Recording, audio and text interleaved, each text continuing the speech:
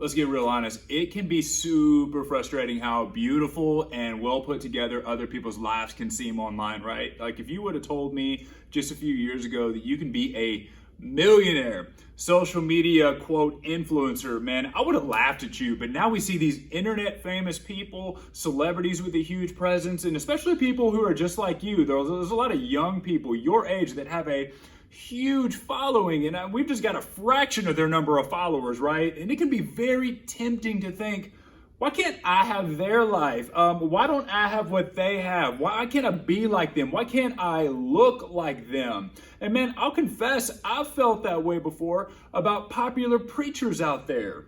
There's some dudes out there that are super talented, passionate preachers, well-dressed, muscular, got huge followings, way better beards than I do, and they don't even use notes when they preach. And I'm like, Lord, why can't I be like...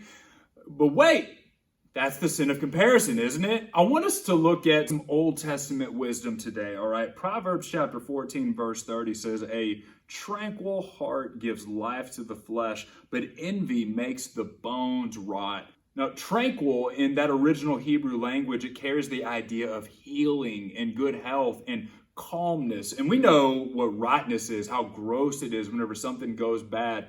Let me ask you, man, does your social media usage reflect good health and calm, or is it rotten? Is it full of envy and the comparison game?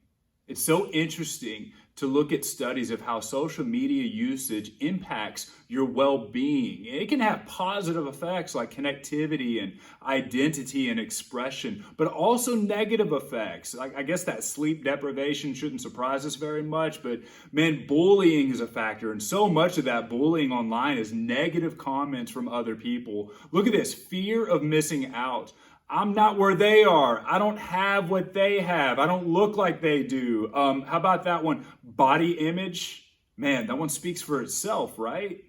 You're constantly seeing other people's images and putting your best image out there. You try to do that, right? How can I be cuter now? How can I be sexier now? What do I got to do to get the likes?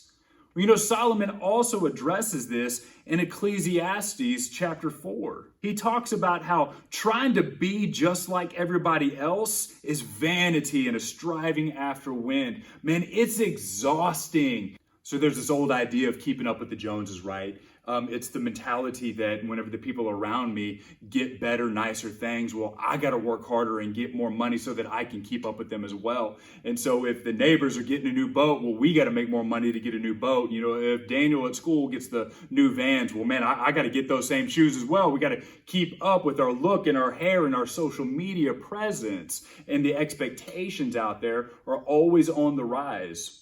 But let me tell you a key that Solomon had back in Proverbs chapter 14.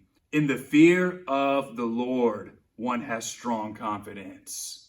A fear of the Lord equals strong confidence. I know who I am.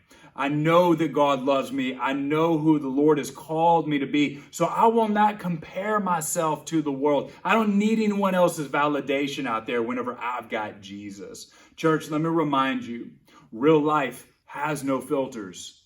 Real faith has no filters either.